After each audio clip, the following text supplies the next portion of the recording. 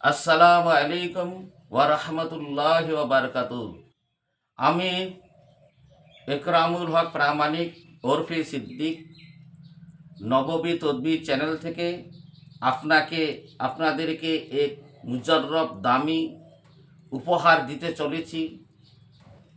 ইনশাআল্লাহ আল্লাহ পাক যেন এই মূল্যবান আমলটি সকলকে করার তৌফিক দান করুন। আজকে 5ই সেপ্টেম্বর শুক্রবার 2025 ইং। শ্রদ্ধেয় ভিউয়ার্স, সম্মানিত ভিউয়ার্স, বর্তমানে জামানায় জিন জাদুর প্রভাব এমন বিস্তার লাভ করছে যে এর থেকে বেঁচে থাকা সকলের অসম্ভব হয়ে দাঁড়িয়েছে।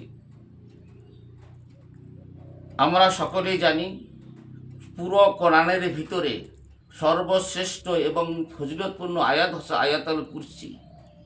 আয়াতুল কুরসির ভিতরে ইসমে আজম লুকানো রয়েছে। আয়াতুল কুরসির ভিতরে আল্লাহর জাত, আল্লাহর কুদরত, ক্ষমতা, রুবুবিয়তের কথা বলা রয়েছে, যার ফলে নিমেষের ভিতরে জিন জাদু কুফরি থেকে হেফাজত হওয়া সহজ হয়, আসান হয় এই আয়াতুল কুরসির আমলের বরকতে। আয়াতুল কুরসি কোরআনের ভিতরে সর্বশ্রেষ্ঠ আয়াত, ফজিলতপূর্ণ আয়াত কিছুক্ষণ আগেই আপনাদের সামনে পেশ করা হয়েছে। যে ব্যক্তি আয়াতুল কুরসি নিয়মিতভাবে আমল করবে, যেমন ফজরের নামাজের পরে এবং এশার নামাজের পরে তিনবার করে আয়াতুল কুরসি পাঠ করবে, আল্লাহ পাক তাকে জিন জাদু থেকে হেফাজত করবেন। আর আয়াতুল কুরসির ভিতরে যে ইসমে আজম রয়েছে, এই ইসমে আজমের দ্বারা সমস্ত জিন জাদু কুফরিকে নিমেষের মধ্যে জ্বালিয়ে দেওয়া সম্ভব হবে।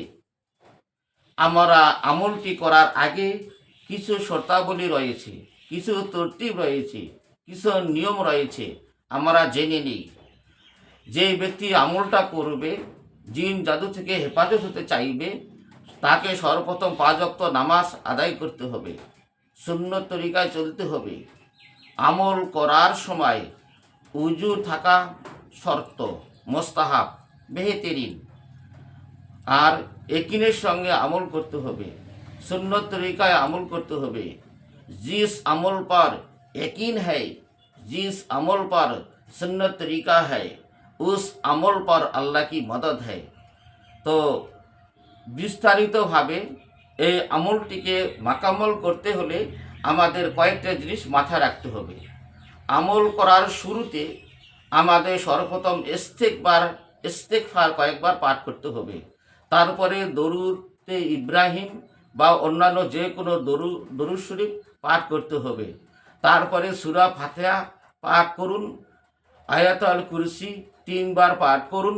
তারপরে এর সঙ্গে সূরা ইখলাস, সূরা ফালাক এবং নাস, এবং সর্বশেষে দরুদ শরীফ পাঠ করে নিজের শরীরে সিনার ভিতরে বুকের মধ্যে জোরসে 3 বার ফু মারুন।